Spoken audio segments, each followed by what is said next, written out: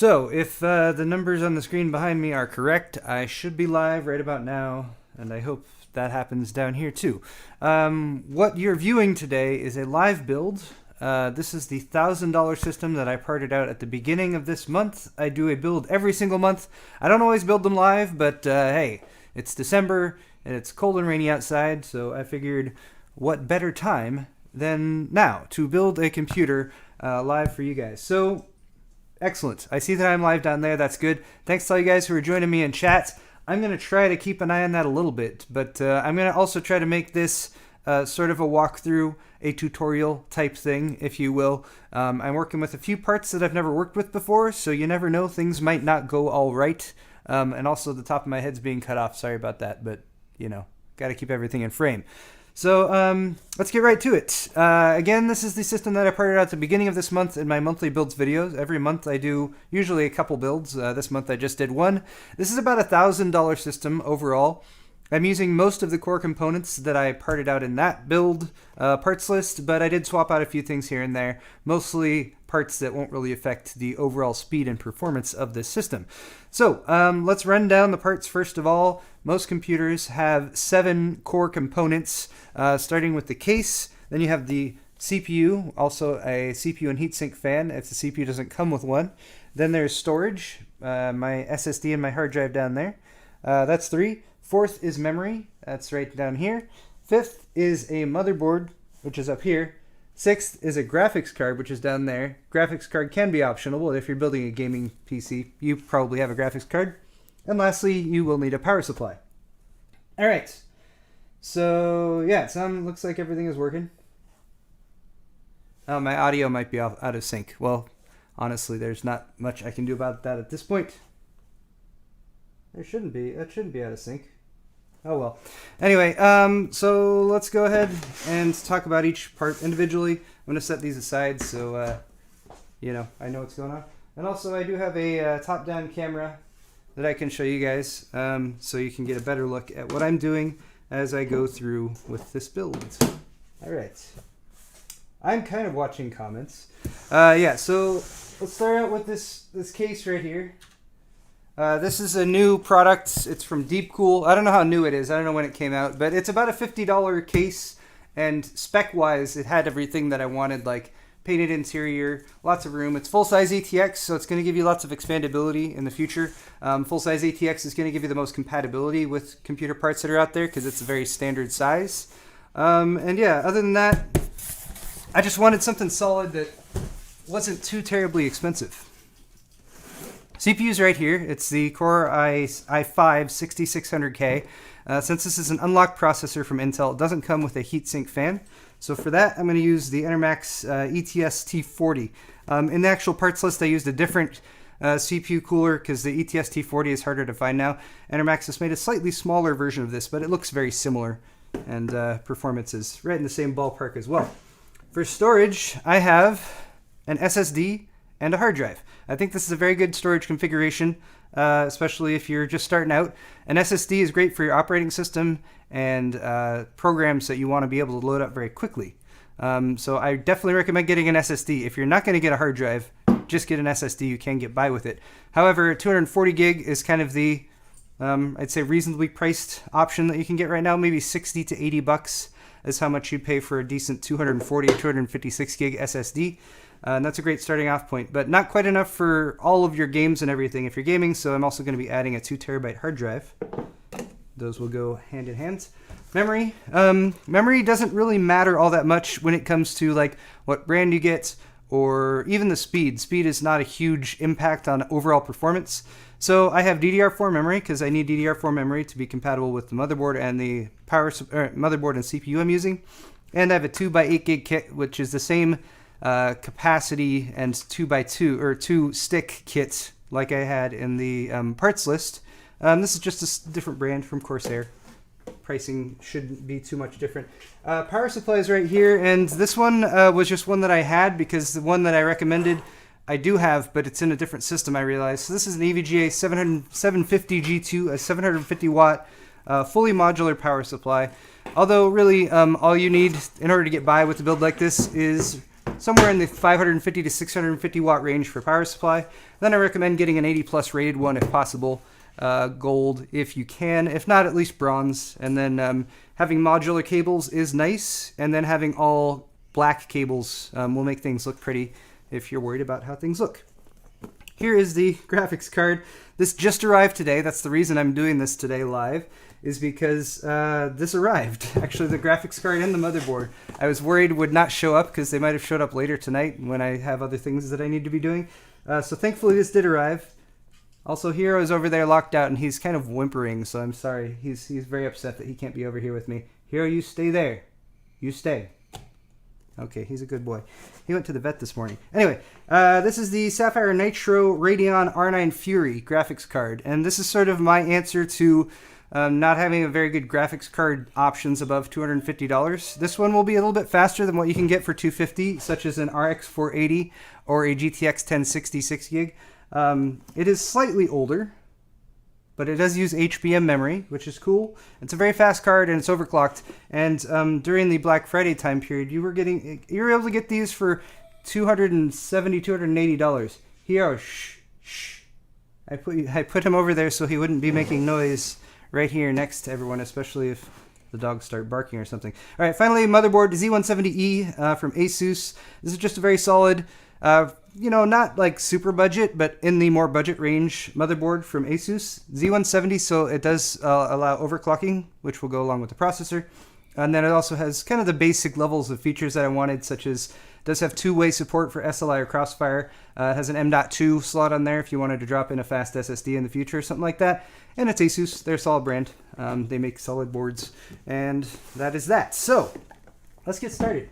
The first thing I'm going to do, or the first thing I normally do when I'm making a build, is do an outside of the box build. For the sake of expediency, I'm not going to do that today. I'm going to be trusting that this motherboard will work. But that is definitely one of the first things I recommend people do with a new build, is basically to get the motherboard set up outside the case with the processor and the memory installed in it. And then you can hook up the power supply and power it on and make sure at least that you can get through the boot cycle in order to make sure things are functional before you go to the trouble of installing everything in the case. Again, if you do want to check out how to do that, my original How to Build a Computer video kind of guides you through it, but I'm going to skip that for today. Hello everyone in chat. Hello Silver Shaman. What's going on? Yeah, thanks for being here, you guys. I hope chat is nice, because I really don't have much bandwidth to do anything about it if it's not. All right, from the motherboard, I have gotten the I/O shield, which is a very critical piece that you install into the case, and a couple SATA cables, because I do have 2 drives to connect. Each one will require a single SATA cable, one for the SSD and one for the hard drive. And then I'm just going to go ahead and set up the motherboard so that I can move on to installing everything else in the case.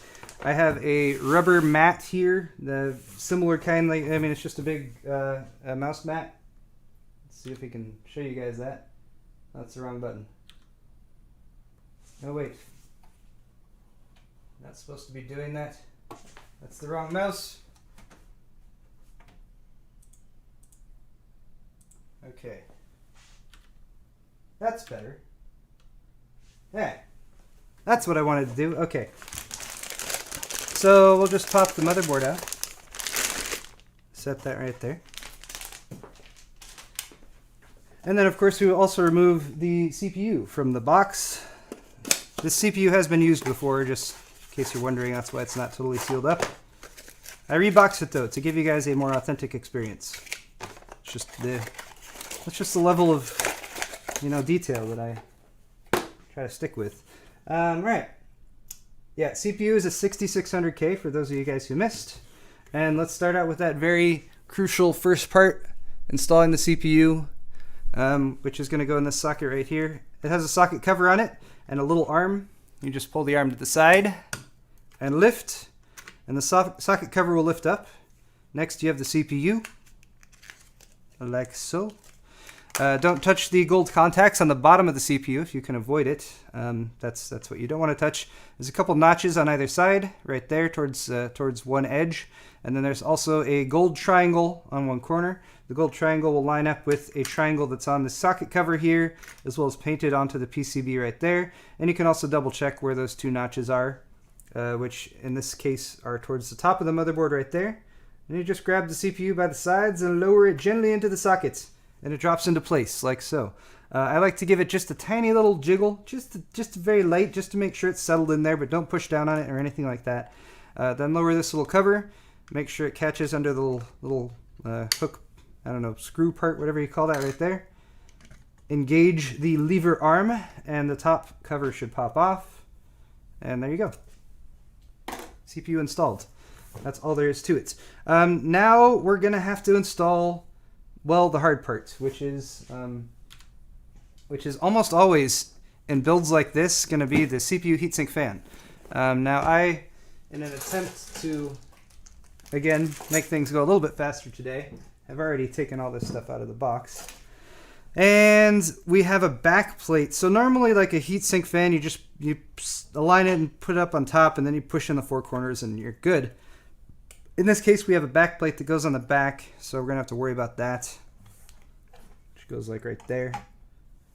And of course, there's instructions in the box for how to do all this properly and everything, but I'm gonna mostly ignore those and go by what I expect should work, theoretically, in my head, which is these four little posts.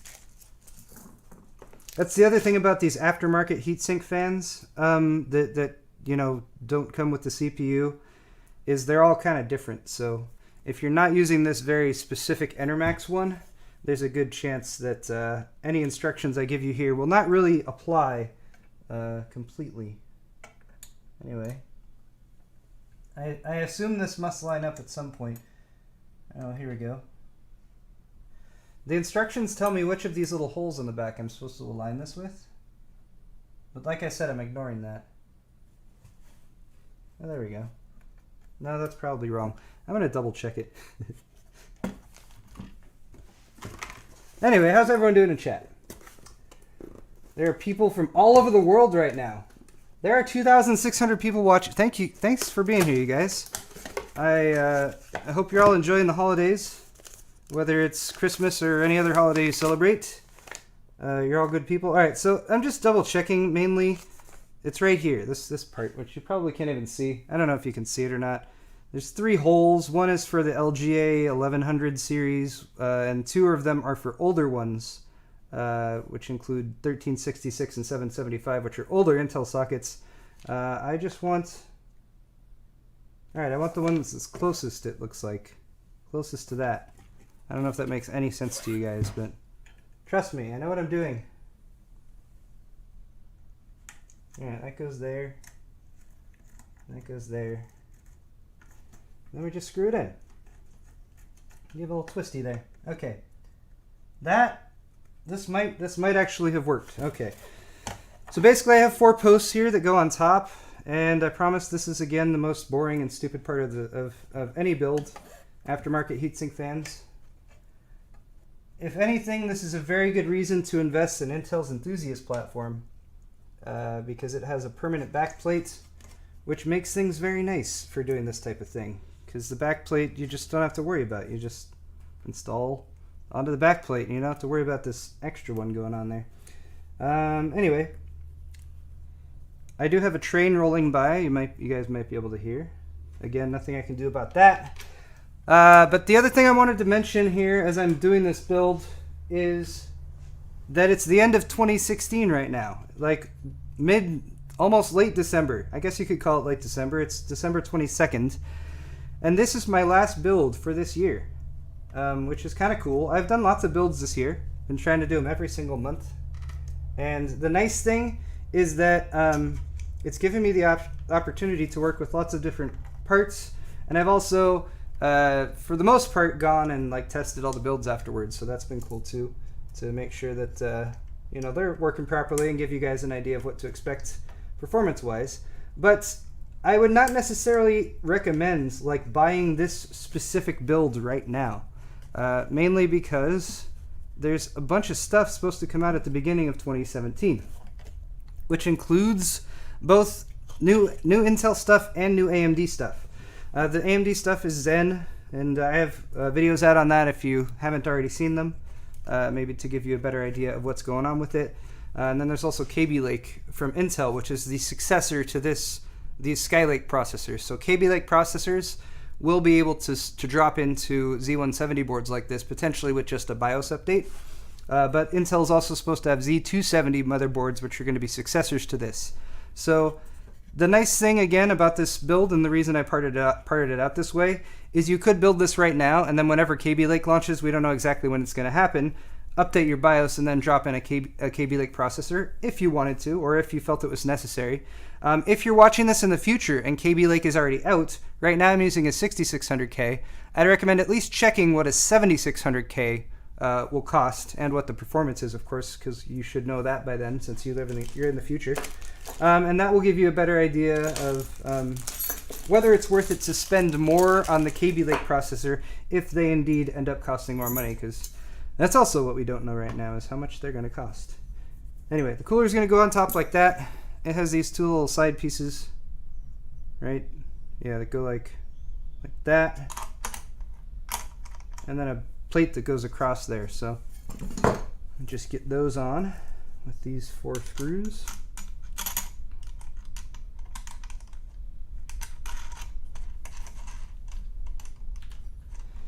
Yeah, I was really not sure if I was going to be able to do this video today. I actually realized very late that, like, oh yeah, it's the week of Christmas and I'm going away on Friday. We're doing a family thing. So if I'm going to do this, I need to do it now. So I placed some fairly late orders. I needed the motherboard and the graphics card. So thank God for Amazon Prime. I paid an extra $15 on top of Amazon Prime for 1-day shipping. And I was worried it wasn't going to get here till like 8 p.m. Like, that's as late as it could have arrived today. But thankfully it showed up much earlier than that. All right, that goes on top. Cross plate goes across, and I will need thermal paste. Thermal paste is another thing that can be scary for first-time PC builders.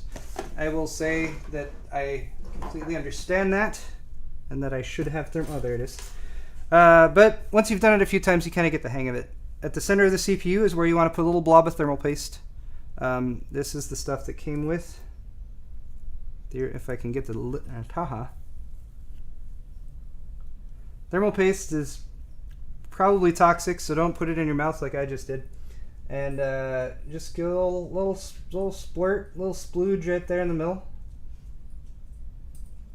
That's all it takes. Don't overdo it.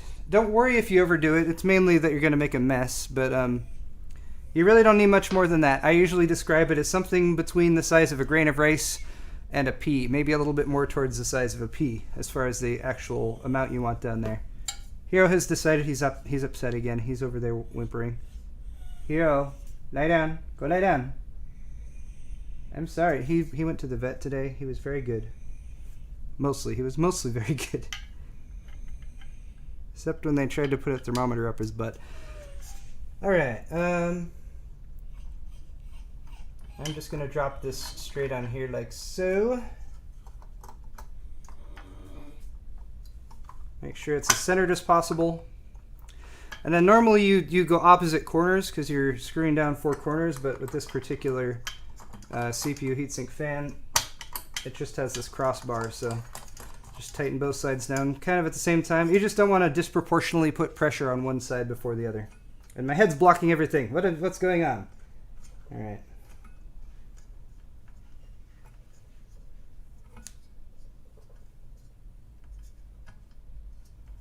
There we go. Okay, so that's tightened down. I just hand tightened it, but this does have screwdriver Phillips head. What do you call that? What do you call not the Phillips head screwdriver end, but a female Phillips head screw? I don't know. I'm sure you guys can figure that out in the comments. All right, so that's on there. It's on there pretty solid. It's so solid, in fact, that I can pick up the entire motherboard just by the heatsink fan now and move it around. Although you don't want to, like, you know, get violent with it or anything like that. The last thing I will need is to move that so I can get the fan. And this fan is not the fan that came with this heatsink fan. It's a Gentle Typhoon, which is a very nice fan, very good for static pressure, and it's not quite as blingy and flashy as the one that this came with, which is kind of why I like it. Anyway, some metal clips. Oop. I should do both sides before I assume it's in place. Metal clips on the sides to hold the fan on. Ta-da! And there it is. All right. So we've got our heatsink fan. CPU is going to stay nice and cool now. Next, we can go with memory. You might notice, I don't know if you can see or not from where you're at. I don't have close-up cameras for this particular job, but this is actually overlapping one of the memory sockets. That might be potentially a good reason to get yourself low-profile memory, because memory with big stuff sticking off the top of it can be exciting, but something that's just simple and low-profile, like this stuff I'm using from Corsair, the Vengeance LPX, is a little practical often. Fortunately, it's only blocking that closest DIMM slot, and this memory would fit under there. I would just need to take that fan off in order to put that in there. But usually you want to go with the DIMM slots that are further out from the CPU. That's usually how they will be configured. Sometimes you can use either one, doesn't matter. But you do want to use matched slots. Since it's dual channel memory, if you don't use the right matched slots, your memory will not operate in dual channel mode. So, just because I know ASUS motherboards, they always do the further slots, and they always do every other one. Most motherboard manufacturers these do every other one, so I'm putting it in the furthest out slot, I believe is slot number 4 and slot number 2. And for memory, there's just a little notch in the middle. It's off center, so you can only put it in one way. Not that way, this way. And you just kind of line it up, and solid pressure. Straight down, and theoretically, yes, the little clips will clip up and sort of hold that all into place. All right, so now our motherboard is prepped. We have pretty much everything installed here, and here's where, again, if I want to do an outside the box build, I would take the power supply, connect my 24 pin and my 8 pin, you know, maybe connect the monitor, and then you can either short the on-off pins on the motherboard to turn on the system, or sometimes the motherboard has an on-off switch built onto it. This one doesn't. Again, that's because it's on the more budget side. But then you can power stuff on and make sure it works. But I'm going to skip that. All right.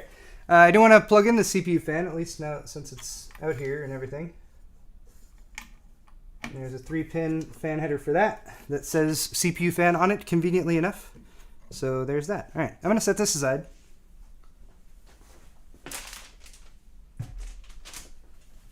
And now we can move on to the case.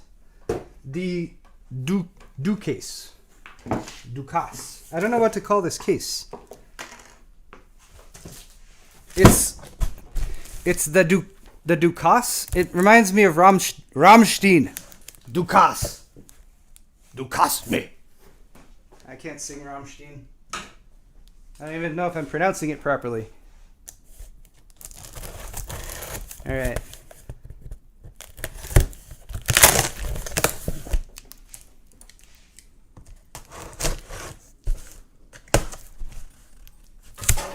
I was kind of excited about this case though, because $50 I think is a good solid budget amount of your budget to spend on a case, but often a $50 case you have to cut some corners. But this one seems like it's got, you know, I'm sure it's not going to be the best built case ever or anything like that, but it seems like it's got most of the features that you want. This is special case unboxing technique, by the way. You got to get all 4 flaps out, flip it upside down. Find the handles on the side, little handle things, and pop those out. And then lift. Oh, I'm going to hit my mic. Hold on.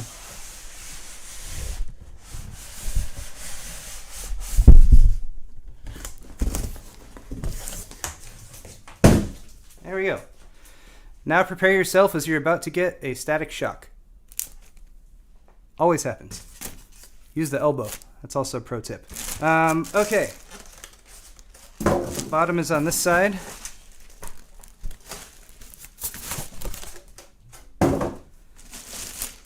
solid core styrofoam. That means it'll break up into little pieces and get everywhere.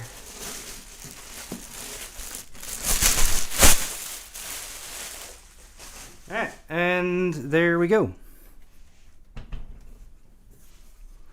It is a computer case. It's all black. It has a side panel window.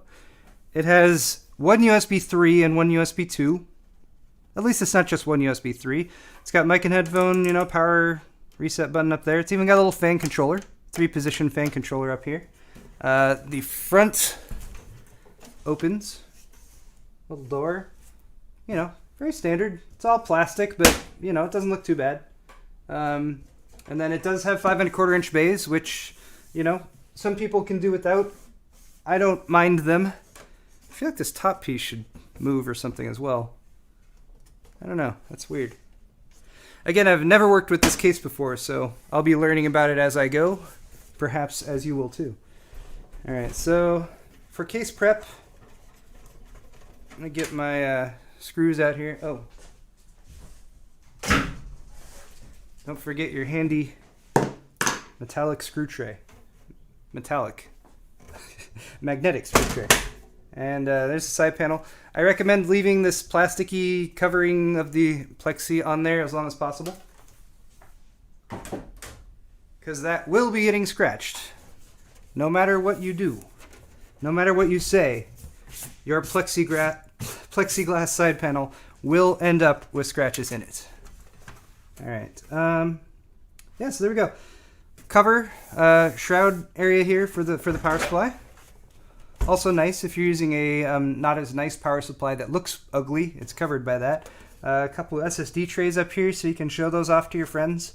And yeah, you know, probably not the highest quality fans in here or anything like that, but what do you want? The other thing I'm thinking up here on the front is that it probably, oh god, there we go. Yeah, it only comes with one fan. Ta-da. So that's something you would probably want to add. An intake fan up here. It looks like you can handle a 120 or a 140. Actually, two 120s or a single 140. So I'm actually going to grab one of those right now. Maybe.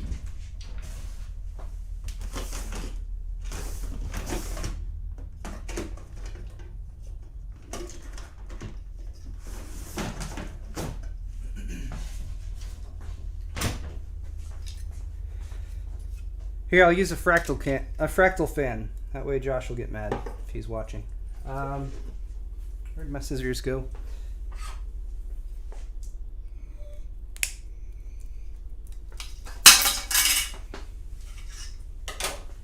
I dropped the fan. It's still okay, don't worry. Also, Hero's upset. Alright, the other thing the cases often come with is a box or pack of screws and stuff. It's not uncommon.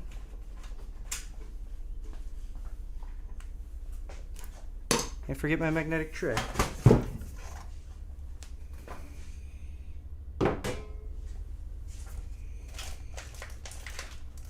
Okay, I think it's all in this plastic baggie here.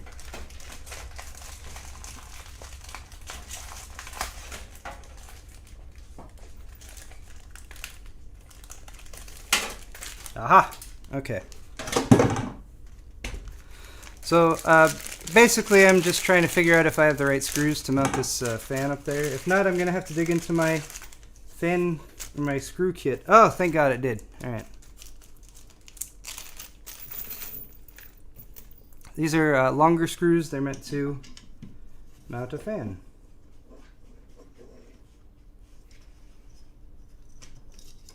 Go through there. Go through there again. Alright, what's going on? Hey!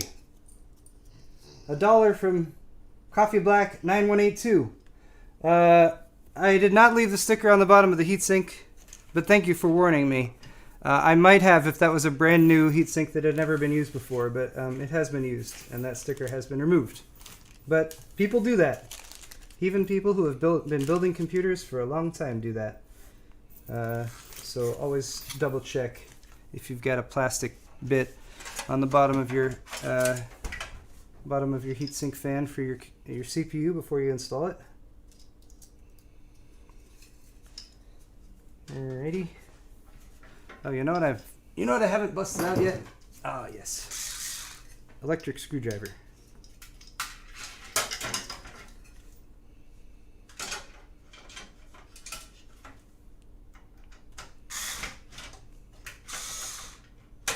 I just need to get one on here. Yay. Alright. That should line up the rest of them. How's everything going in chat? I don't know what the hell's going on in chat. Everything's going by way too fast.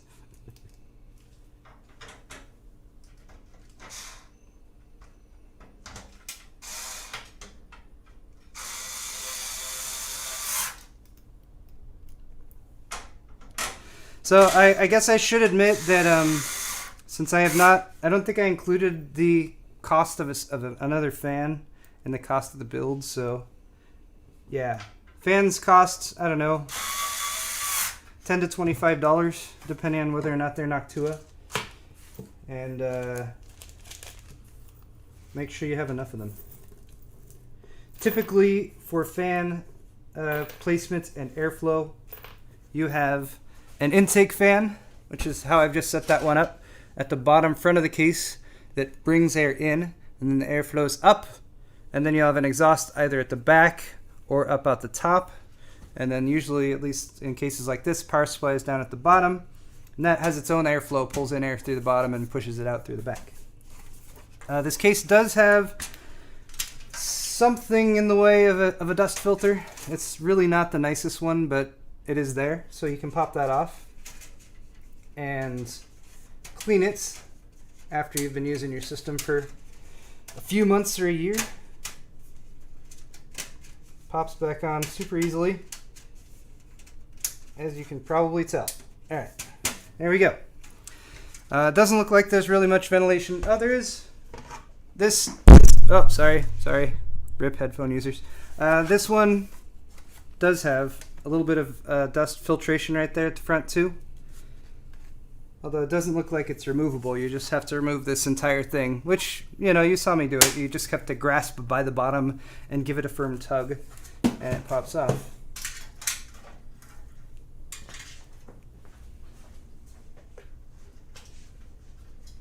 Oh, where do they want these fan plugs to be routed? Alright, there we go. Alright, so I'm going to put the front back on, then we can start putting the rest of the good pieces in here.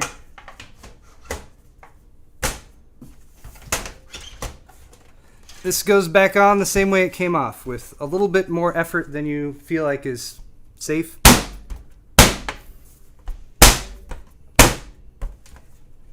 And there we go. Sometimes you gotta manhandle it a little bit. Alright, so what else do we have here? The fan controller. That's interesting. Fan controller has a Molex plug, and then that's alright. Okay, well, the exhaust. These are interesting fan configurations. Usually, a fan will either have a 3-pin plug that you can plug straight into a motherboard, or sometimes it'll have like a little adapter that comes with it that allows you to plug it into what is colloquially known as a Molex plug, which is this little guy here. These have been around a while. Older hard drives and stuff use these kinds of plugs. Molex is actually like a corporation, and they make a variety of plugs. But since that's the most common one made and used in computers, it is the one that you hear about the most often. Anyway, I'm trying to route my cables back kind of where they should be, just to get things a little bit out of the way, so I have room for the motherboard to go in. And before the motherboard goes in, of course, can't forget that I/O shield. Budget I/O shield for a budget motherboard. Let's see if I can actually show this a little bit better. There it is. Focus. There we go. I/O shield, you just line up from the inside like this. And this one's all metal, so like could easily cut me, but you just kind of pop it into place from inside. Sometimes these can be a pain in the butt. If it is, I recommend the butt end of a screwdriver. Just push on that from the inside, and it should pop into place. All right. For itself, I'm going to move this light so there's more light.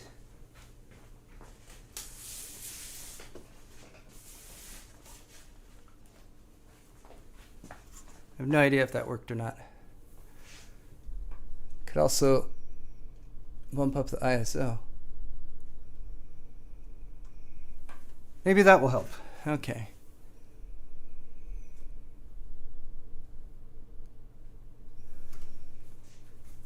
Sweet. All right, I'm just going to drop in the motherboard now. The main thing you need to worry about before dropping the motherboard in is, of course, that I/O shield that we already installed, but also, very important, motherboard standoffs. Now, this case has them pre-installed, and you maybe are able to see them. There's one here in the center. There's 9 total, 3 in the top row, 3 in this center row, and 3 across the bottom. This motherboard is actually a shorty motherboard. It's not as wide as a typical ATX board is, which means that you don't have that third set of screws here. So there's only going to be a total of 6 screws keeping this motherboard in place, as opposed to the 9 that you'd usually have, but that's fine. Just make sure that those standoffs are all in place before you install it, and then it's also a good idea to double check the screws that they have provided for you, because you want to make sure that those will screw into those standoffs properly without getting stuck. And then set aside as many of those screws as you will need to install the motherboard.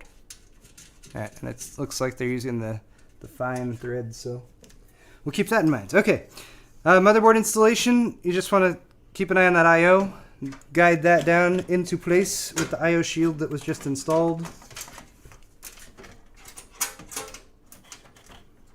Like so. Oh, it's almost lined up. Come on now. There we go. And then if you get a little bit of a push from the right side of the board, you can kind of line up those standoff screws, and then we will install those one at a time. Standoff screws you should be somewhat careful with. Just make sure that they're snug. Do not over tighten them. Over tightening motherboard standoff screws is bad. And also, wait, what was the last thing? There was something else. I forgot. Just do them one at a time. Oh, I was gonna say don't use the mechanical screwdriver for this one. Best just to do this by hand. Take some time. All that good stuff. All right.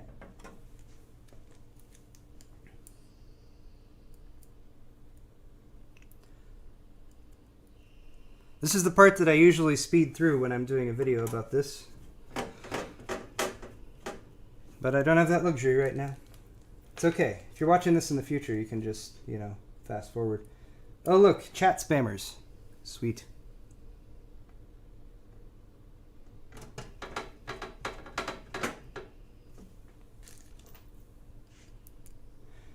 I did not leave the plastic sticker. Wait, I might have left the plastic on the...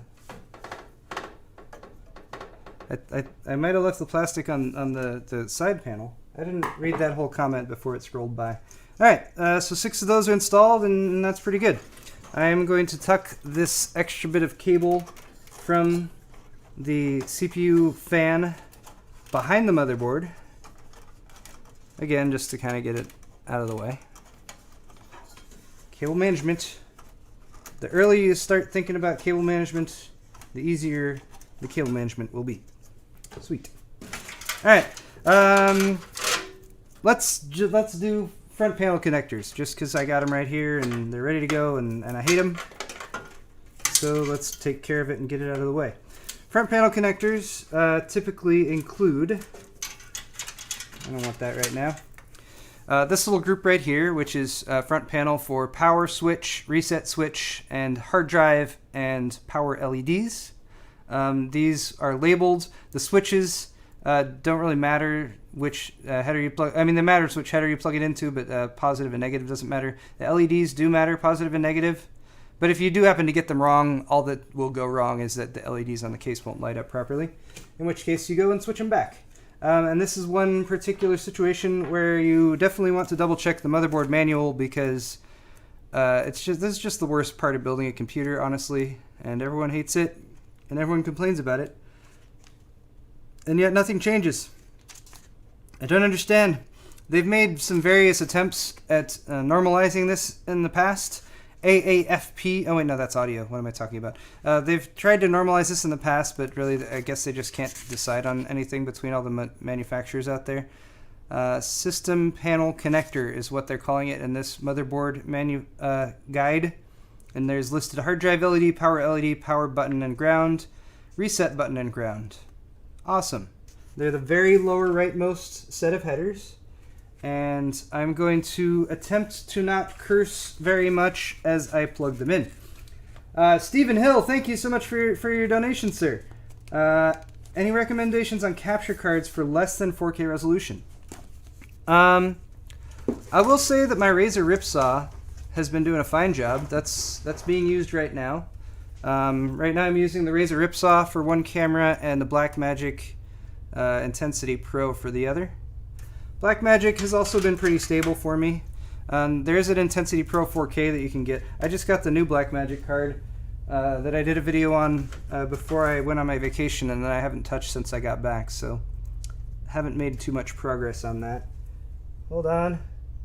Power LED, the plus is on the left. I hate everything. Oh, that's not LED. Okay. Life is pain. Actually, that went in okay. One more. No, three more. Ah, it's agony. It's pure agony. Power button is on top. You guys probably get a nice look at the back of my head while I do this. Reset switch. Last one. Yay! All right. Well, hey, here's a positive for the DUKASE that we're working in here. These cables for the front panels are not a hideous bunch of different colors. They're just kind of gray and black. That's nice. HD audio. Honestly, I skip HD audio a lot of the time. This is the plug that you need to plug in order to, so that your front panel mic and headphone jacks will work. The audio quality from HD audio connections is usually not as good, and can often lead to interference and stuff like that. So I typically don't use it, and I mainly only plug it in because it's like a, it's irritating if you don't. Like, there's a plug thing that's not plugged in, and then what are you going to do? All right. Here's a couple front panels. There's now a couple USBs. So there's this one, which is USB 2.0. I think you guys can see that. Small little brick of what would be 10 pins, except one of them is blocked out. And then there's this USB, which is USB 3.0. And another nice thing for this DUKASE case is they did a little extension off of here. So if your motherboard doesn't have USB 3.0, you can just plug in the USB 2.0 if it's got that, and the plug up there will still work. You got to plug this one in if you need USB 3.0. This motherboard does have USB 3.0, of course, so plugs in right here. These plugs are large and kind of unwieldy, but there it is. And this motherboard has several USB 2.0 headers down here, so that's plugged in now too. Sweet. The sticker's gone. The sticker's gone, guys. Okay. Sweet. So there we go. Front panels are done. I'm actually really happy about that. Next, we need to install our power supply, which is right over here. Wonderful. Quite wonderful. All right, power supply. Again, I usually like to put the fan down because that's usually where the power supply will have a dedicated fan filter. And in fact, I think there's a sticker on the case here telling you to put the fan side down. Yeah, because if you put the fan up on this case, it would be completely blocked by that shroud. So, extra instructions.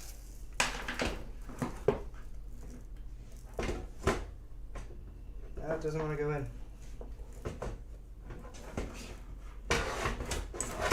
Oh, this could be interesting. Ha ha. Okay. That is awkward. All right, so there's like this ridge going along here in the bottom of the case that the side panel goes into, and it blocks you. It ends right here. So I had to really kind of do a funny angle on this power supply in order to get it to go in there properly. But there it is. Sweet.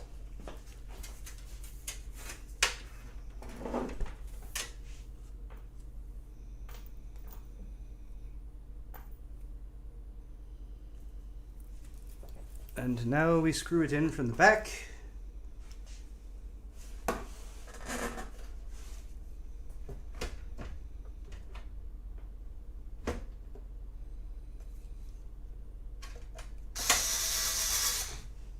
It's always the first screw. Getting the first screw in is the hardest part. Everything else after that should line itself up.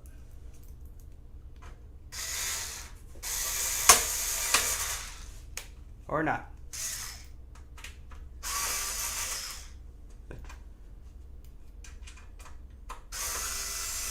I spoke too soon.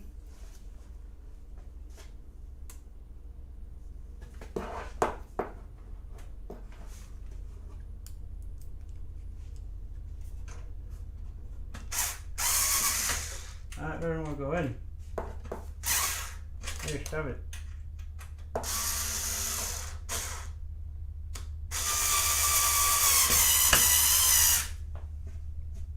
Close enough.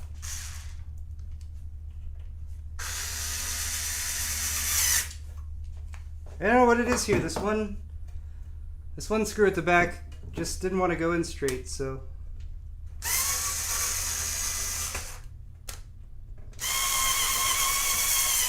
There, fixed it. Alright, so power supply is installed. I didn't mention this when I should have, but the modular cables you're plugging in for the power supply are the ones that you will need to plug into the rest of the system, which includes a 24-pin for the motherboard, an extra 8-pin for the CPU, which is right there. We also have, in this case, 2 PCI Express graphics connectors, which are either going to be 6-pin or like these are 6+2. And then this little lead coming out for SATA, which gives us 3 SATA plugs to connect the drives to. All right. I need a drink. How's everything going in chat?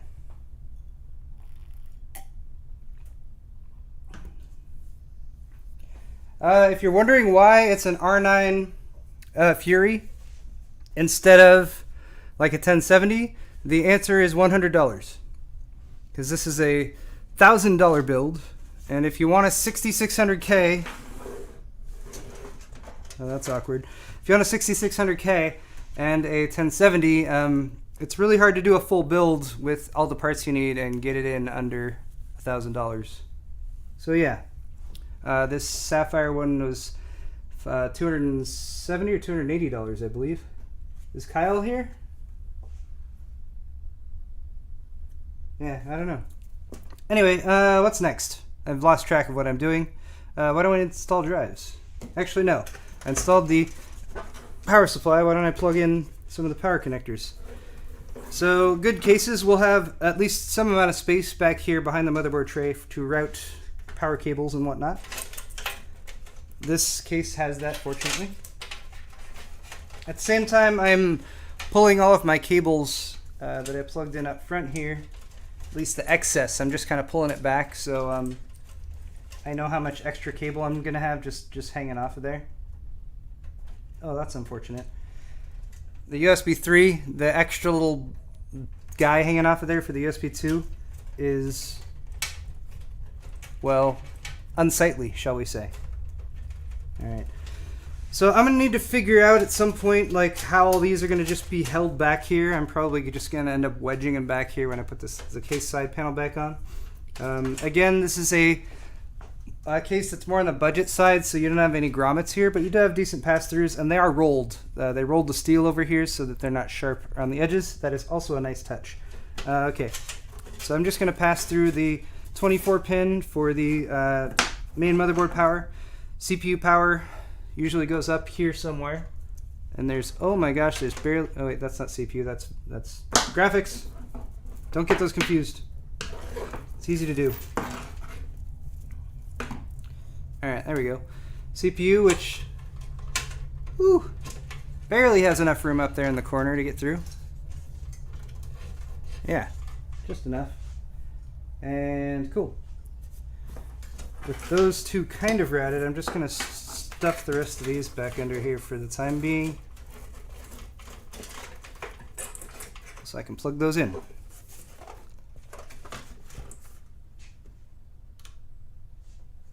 Sweet.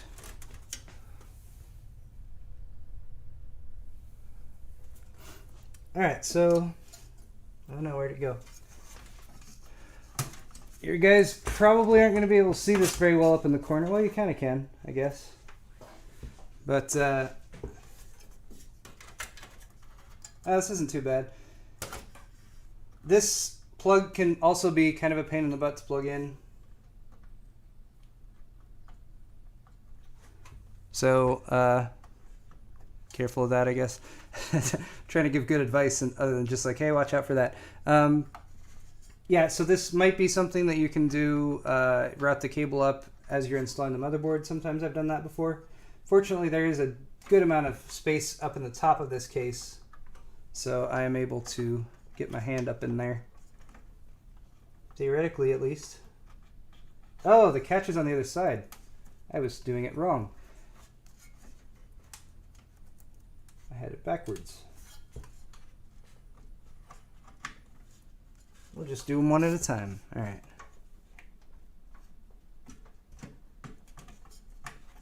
Cool. That's in there. And then this big old 24 pin. In here.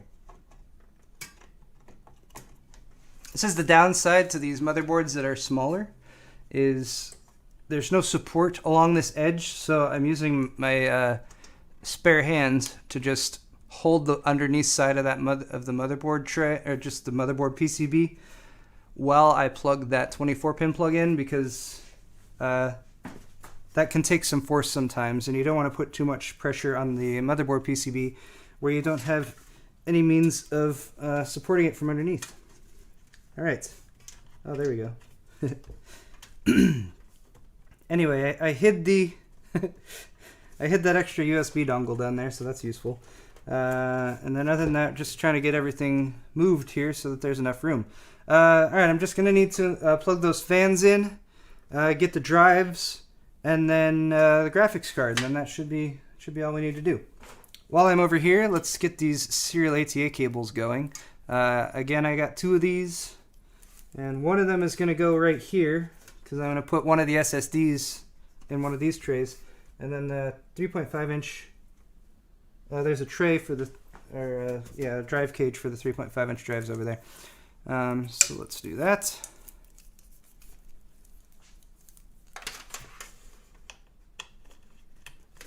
SATA plugs are L-shaped, so they have a little angled part on one side, so they can only go in one way. And there's a little metal catch on most of them that will kind of snap into place.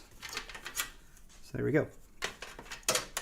Most of the time, you don't have to worry about which SATA plugs you plug the SATA devices into, but sometimes if you have a nicer motherboard, there's extra controllers and that kind of thing, so you would want to double check the motherboard manual to make sure that you're plugging them into the appropriate ones. The SATA ports that are natively controlled, that are directly controlled by the chipset, they're pretty much always the fastest.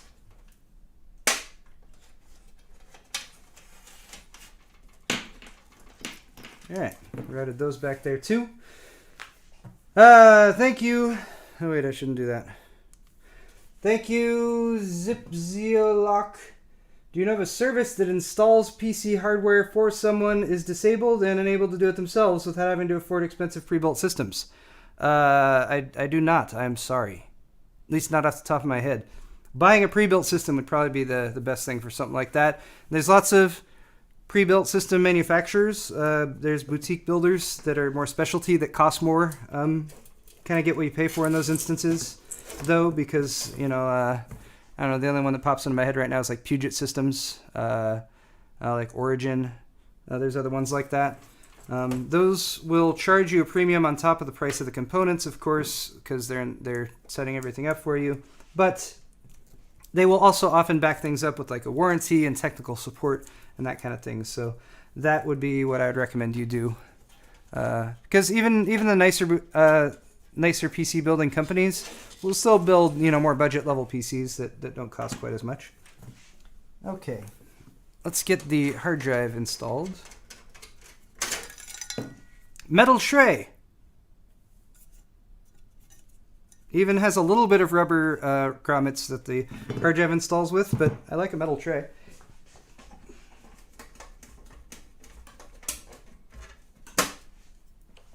And there's one more over here for the SSD. They have DeepCool logos on them. And I'll just start installing these. Maybe I can like vaguely pay attention to chat for a moment too. Hey! Yes, that's a CM Storm mousepad. CM Storm doesn't even exist anymore. CM Storm was Cooler Master's... I don't think there's CM Storm anymore. I don't think they brand anything CM Storm. CM Storm is Cooler Master's like gaming brand, because, you know, Cooler Master in and of itself apparently wasn't enough of a gaming brand, so they made CM Storm. I never really understood it.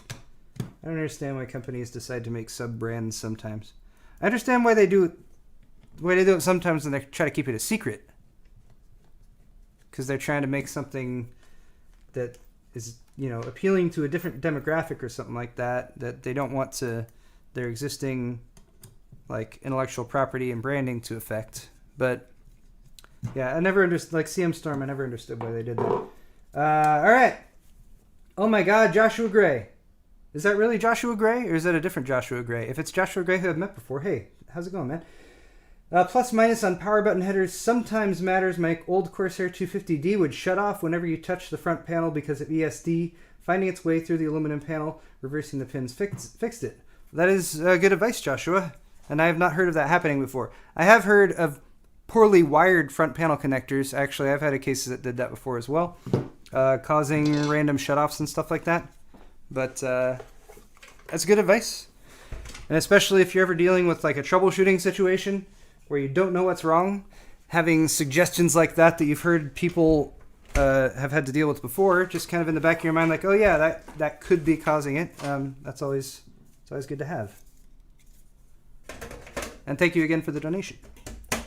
All right. I'm doing the complete wrong view right there. All right. Just getting the SSD installed up front here. Oh, you know what I should do? Should actually route the power to it and the data cable. That would be useful.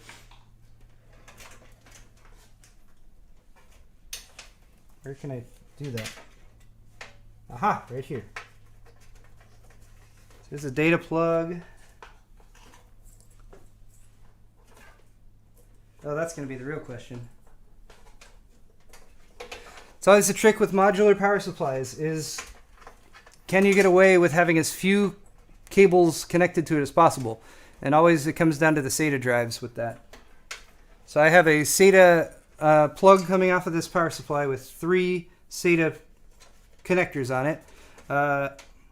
If I want to use that same plug for both this SSD up here and the hard drive down there, I need to move the SSD over a notch, which perhaps won't be as aesthetically pleasing, but will keep me from having to run over and find out where all the modular cables for this power supply are, because I don't immediately know. Anyway, I got those routed there, and this should work.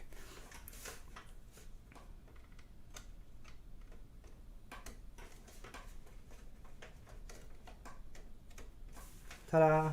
Okay. Power and data. And SSD is installed. I love thumb screws. Maybe that's why it's my logo. Okay. On the other side, there is a small, if you guys couldn't see before, because I don't think I had the camera switched, there's a little cage down here, just for 2 hard drives. So, and again, little metal trays, so that's cool. Hard drives have mounting points on the side, but also 4 on the bottom, and that's what these trays use. And it will go this way. No, this way. Oh goodness. It kind of grips. Kind of grips around the side a little bit. Right. Where are the holes? Oh, that's weird. Okay. Holes are lined up. And screws. What's going on, chat? The GTX 480. I have a 480. I don't know if you guys can see it. Yeah, you can kind of see it. It's right there. Right up on the shelf. There's another train. They're the bane of my existence. Trains. Ah. So yeah, I've been liking this case so far. Again, for the money. You can definitely see certain areas where, like, okay, here's where you get something nicer with a more expensive case. But the areas where they've cut corners, I feel like are acceptable places. And I mean, overall, I think it's looking pretty nice. Honestly, the worst thing aesthetically for me is this blue USB 3.0 cable. That would be much nicer all black. Although I imagine you could mod that and paint it or something like that if you really wanted to. Hard drive goes in like so. Again, held in with thumb screws. That's great. All right, cool. And look, I have just enough room on my SATA cable to plug that power in. Maybe.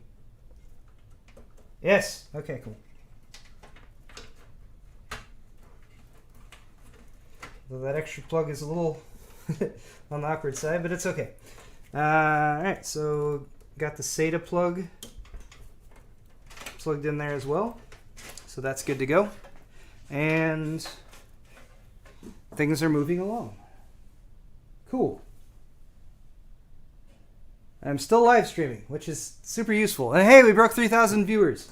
I haven't been watching the viewer account very much, but thanks to all you guys who are watching. That's crazy. If I actually imagined that there were 3,000 people sitting in front of this, like, staring at me right now, it'd make me really self-conscious.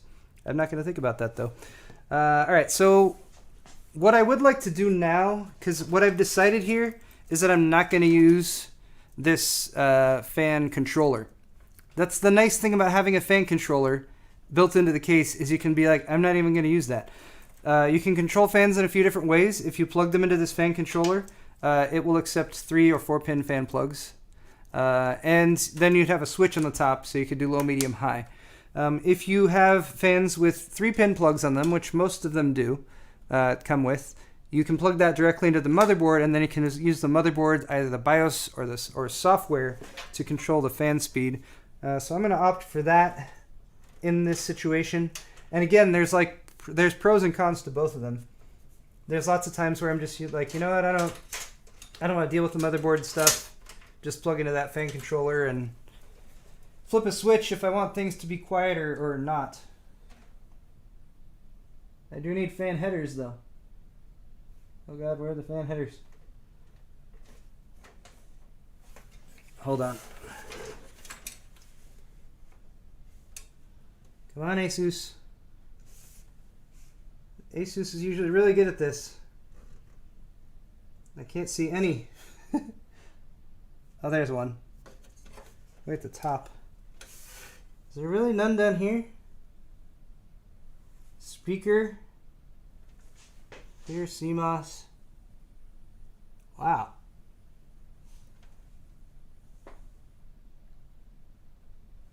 Well, there are like 4 fan headers on this motherboard, but they're just not in the best location. There's none in this lower corner of the board. So I hope I have enough length on this cable. I think I'll be okay. Let's give me, I'll reroute it here so I have as much room to work with as possible. Ah, there's enough. Okay.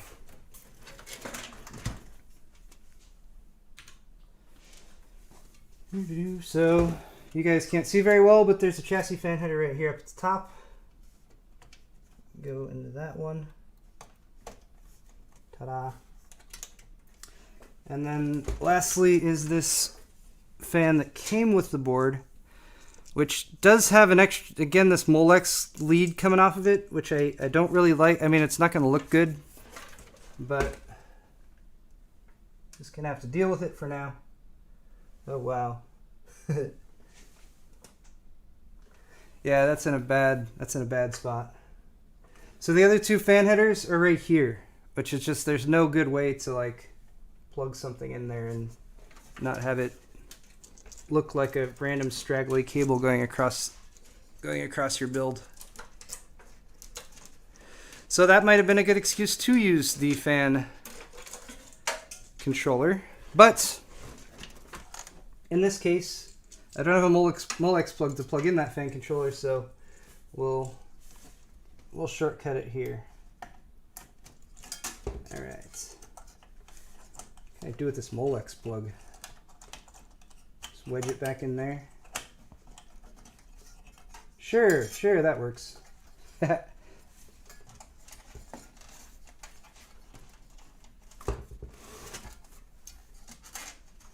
I'm trying to maintain cable management standards. It's not working. All right.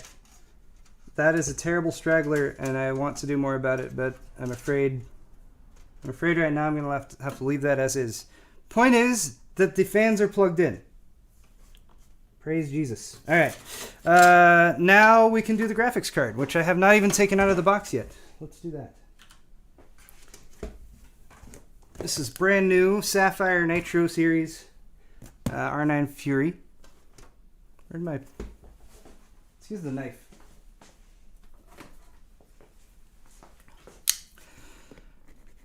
Haha. Yes, the R9 Fury. It's so exciting. When AMD launched it, it was the first graphics card to use high bandwidth memory, HBM.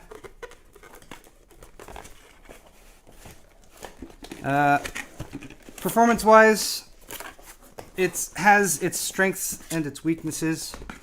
It is still 4 gigs of memory, which is on the low side, but it is extremely fast and it has a lot of bandwidth, 4096-bit memory bandwidth. So, and this card is quite large. So it's overclocked. Has that piece of plastic on it.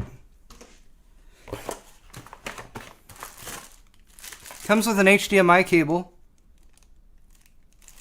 I'm not sure why. Yeah. I'm going to clean up all of this stuff later. That's the other nice thing about building a computer. You make a big mess. Alright, I will peel the plastic off though. Kind of part of the whole buying a new graphics card thing. Why won't that come off? Ever since my old EVGA GTX 260, which I had, I used it and I played a lot of World of Warcraft with it for like a couple years, I think. And then I took it out of the system to, I think, to clean it. I was like cleaning the whole system and everything. And I looked at it close and I was like, hold on. And I started peeling. I realized that a bunch of little plastic pieces, you know, the protective plastic that they put over all these things, was still on there. And often, like these, especially these little pieces, it's like how would you even know that was there? Oh, it's so satisfying though. You finally get it. So all these little, wow, there's a ton of them on here. It's gonna like double the time that this live stream takes to finish to get all these off. Can't stop though once you start. You can't only do a few of them. That would be wrong.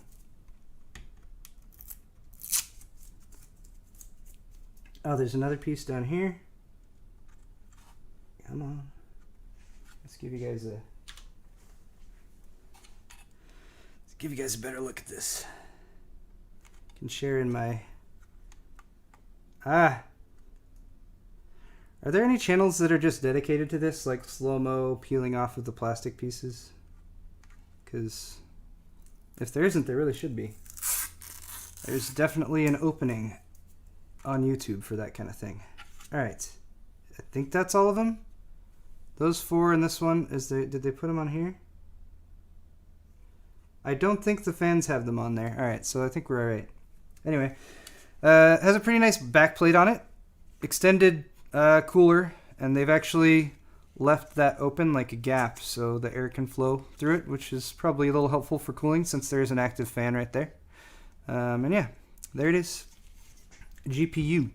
So in order to install our GPU, we simply need to remove the 2 PCI Express or PCI expansion. Technically, they're just expansion slots. The 2 expansion slot bracket covers right here. Oh, those are pretty flimsy. And then graphics card goes in like this. There's those little plastic pieces which may or may not cause me difficulty. Or just this big old USB 3.0 cable.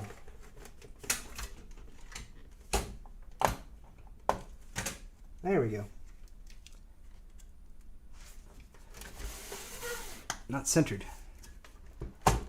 Alright, so it drops down into the slot. There's a little latch down there that kind of pops up and catches it in place. And then again, 2 power plugs for this right there. But first I will replace the thumb screws on this side to hold everything secure.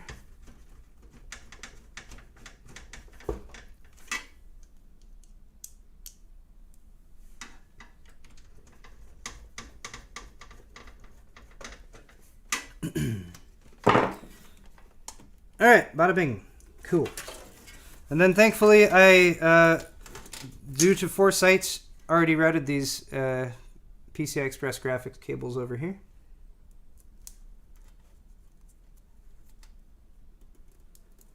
Gonna line up the 6 and the 2. And again, make sure that catches on the right side. There's 1.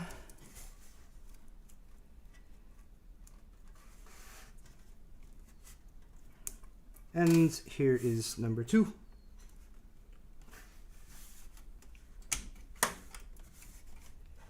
Oh no, it didn't go in right. The 6 pin went in before the 2 pin. Alright, that's better.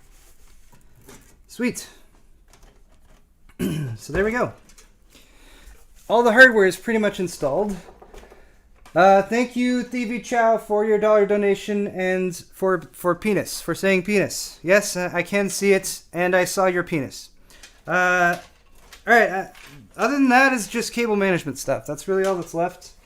And since I'm live streaming, I'm really, again, not going to pay too much attention to all that. Wait, wrong one, that one.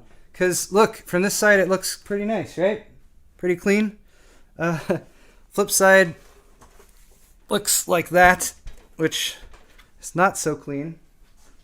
But look, this case side panel has this nice part there that's kind of popped out, and that is to again allow for space for all of these loose and unruly cables. So if you really want to know, yes, if I was building this system for long-term use or whatever, or to give to someone, yes, I would be working on this and cinching them up and using some zip ties or some Velcro or anything like that to get them kind of where it should be.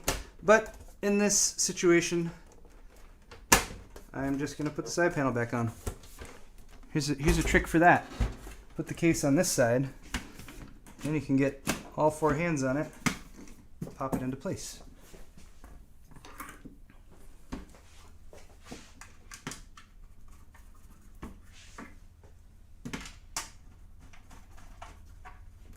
Ta-da! All right. Almost lost my electric screwdriver. So that is not too bad, even with the minimal cable management. It's really this fan cable up on the top that's bothering me the most. Other than that, not too bad at all, though. All right, so another rule of PC building, or superstition, if you will. Oh, I think I figured out how to get this off. Ta-da!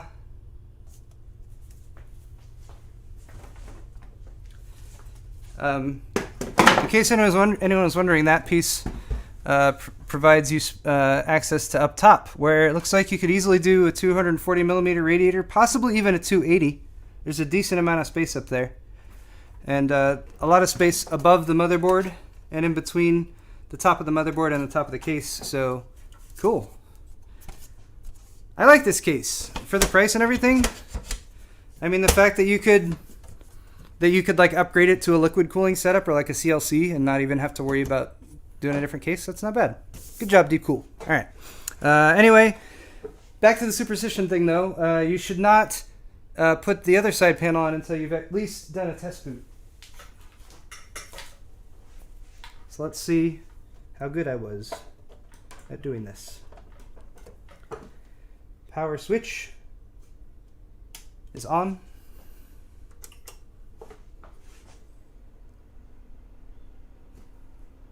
All right. And the system has booted. Hooray! Wonderful. Am I going to overclock it? No, I'm not overclocking it. I'm not installing Windows. This has been a purely build the computer live stream. So sorry for that. But it works. Look, it even got nice and quiet after a second. Yeah, not bad at all. All right, so there it is. Let's do the final honors with this other side panel. Here that is. Ooh. Peeling of the plastic.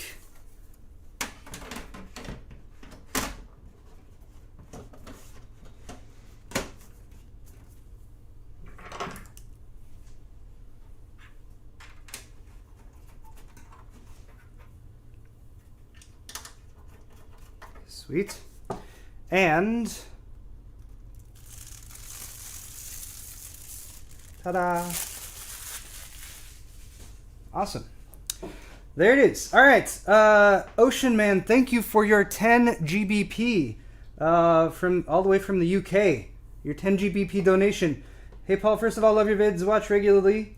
You're the reason I got a Predator X34. I'm sorry for hurting your pocketbook in that way. And an MSI 1080X. Those are very good products. Expensive, but very good products. I have an i7 6700. My PC crashes sometimes and makes a buzzing noise. It's rare but annoying. Do you know why? Oh, that's a good question. Crashes and makes a buzzing noise. I would point towards your power supply, perhaps, especially if it's sporadic. If your power supply is giving good power most of the time, but then your power supply has trouble dealing with like some nasty ripple coming from the wall or something like that, then that could possibly be an issue. Beyond that, I mean, you can always do the old method of like reseating stuff.